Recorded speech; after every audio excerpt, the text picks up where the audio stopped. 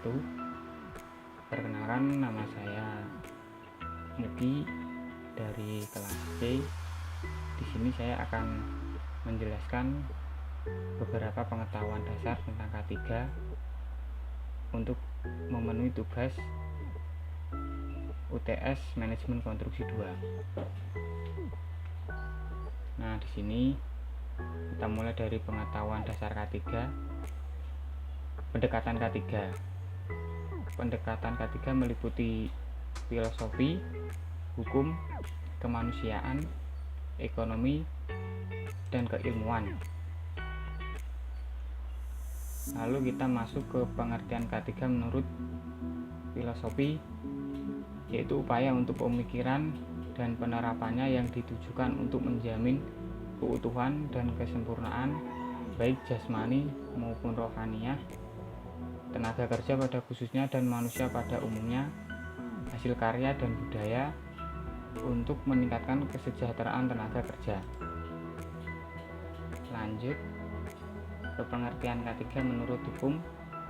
Ada 4 undang-undang, bisa dilihat di atas undang-undangnya. Lalu kita lihat pendekatan K3 kemanusiaan. Ini mempunyai arti kecelakaan menimbulkan penderita bagi si korban atau keluarganya. K3 melindungi pekerja dan masyarakat. K3 bagian dari hak asasi manusia. Selanjutnya, pendekatan K3 ekonomi. K3 mencegah kerugian tentunya bagi perusahaan dan meningkatkan produktivitas kerja. Lalu pengertian K3 menurut keilmuan.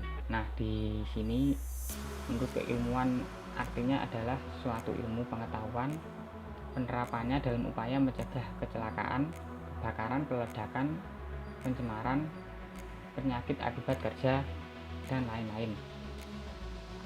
Selanjutnya, tujuan dari K3 tersebut adalah untuk melindungi para pekerja, menjamin sumber produksi aman digunakan, dan untuk proses produksi lancar.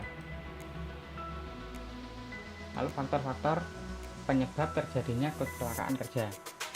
Nah, biasanya kelalaian pelaksanaan dan lemahnya pengawasan dari pihak perusahaan atau PT, terus tidak dilibatkannya tenaga ahli yang terampil dalam bidang konstruksi maupun ahli K3 dalam pelaksanaan konstruksi.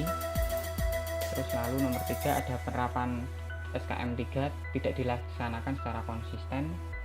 Dan nomor 4, para pekerja biasanya sering tidak mentaati ketentuan yang berkaitan dengan K3. Nah, ini pengertian kecelakaan atau accident adalah kejadian yang tidak dikehendaki ya tentunya, dan tidak diduga, tiba-tiba yang menimbulkan korban manusia, harta benda, dan lingkungan. Lalu pengertian insiden yaitu suatu keadaan atau kondisi bila mana saat itu sedikit saja ada perubahan maka dapat mengakibatkan terjadinya kecelakaan. Biasanya sering terjadi di proyek-proyek konstruksi. Nah, ini merupakan dan ini adalah contoh gambar dari insiden karena kelalaian tali yang putus mengakibatkan pekerja kejatuhan barang. Lalu kecelakaan adalah akibat dari rangkaian sebab akibat.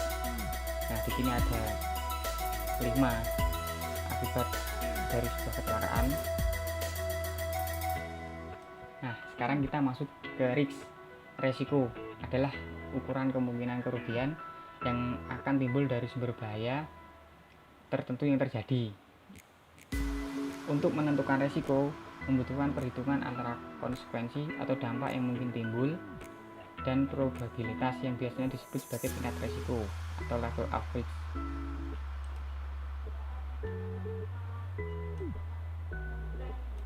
Nah, resiko itu terdiri dari 2 macam, yaitu keparahan, kekerapan atau sering terjadi, dan karena resiko tersebut menimbulkan bahaya ya. Bahaya itu artinya sifat dari suatu tahan, cara kerja atau alat, cara melakukan suatu pekerjaan, tempat dan posisi atau kondisi lingkungan kerja yang dapat menimbulkan kerusakan atau kerugian manusia, harta benda, penyakit, akibat kerja, cedera, cacat sementara dan permanen, maupun kematian.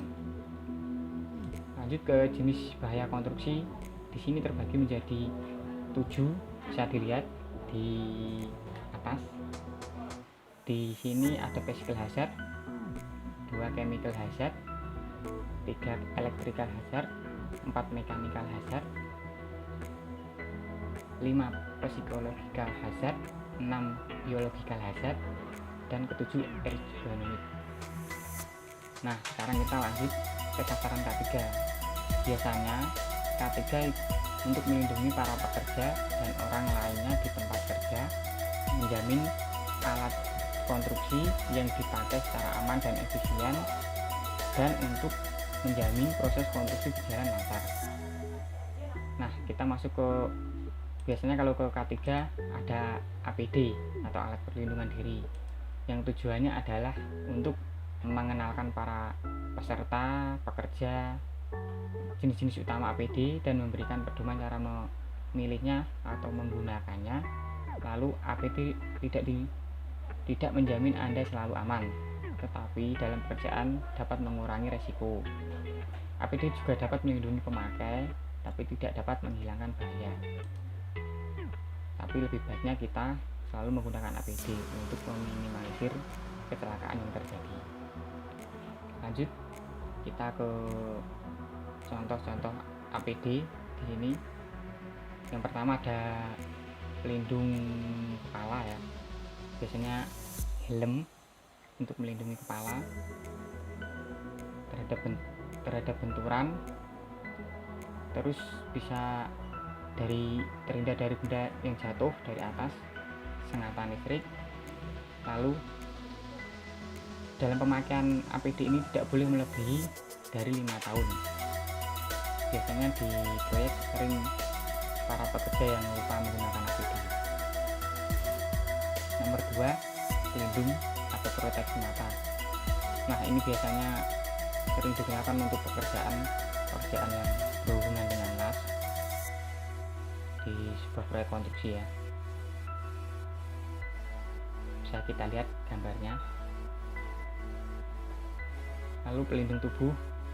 Nah, pelindung tubuh ini biasanya melindungi tubuh terhadap bahan kimia berbahaya, oli panas dan dingin, dan pelindungan dari bahaya jatuh. Biasanya pelindung tubuh ini digunakan saat sering terjadi dengan api ya, pekerjaan yang dekat-dekat dengan api dan bahan-bahan kimia, sering menggunakan pelindung tubuh. Lanjut kita ke nomor 4, ada perlindungan tangan. Nah, perlindungan tangan, sarung tangan untuk melindungi tangan dari terpotong alat-alat, tentunya alat-alat proyek, suhu tinggi dan bahan kimia. Nah, ini penting sekali ini, penggunaan sarung tangan di proyek biasanya untuk para tukang bekerja biar tangan tidak mengalami kecelakaan ya. Lanjut kita ke nomor 5, yaitu perlindungan kaki. Nah, untuk perlindungan kaki dari sini kita artian biar kita terhindar dari dampak tusukan, panas, dingin, basah, lumpur, dan arus listrik. Nah, di proyek sering terjadi ini, kita kadang sering lupa untuk memakai perlindungan kaki, safety boot, sepatu safety, karena di proyek mungkin banyak benda-benda tajam. Nah, kita lanjut ke bagian terakhir, yaitu perlindungan pendengaran. Ini biasanya di proyek sering terjadi nih, sangat dilalaikan para pekerja karena perlindungan pendengaran ini biasanya sangat penting. Biasanya yang sering terjadi pekerjaan-pekerjaan yang berhubungan dengan peralatan atau mesin-mesin yang bising, di sebuah proyek, makanya ini sangat penting sekali untuk memakai alat pelindung pendengaran ya. Di sini artian dari alat pelindung pendengaran yaitu paparan pada kebisingan tinggi dapat mengakibatkan rusak permanen pada alat pendengaran atau telinga. Tingkat kebisingan maksimal 85 dB. Nah, sekian penjelasan dasar K3. Semoga bermanfaat. Assalamualaikum warahmatullahi wabarakatuh.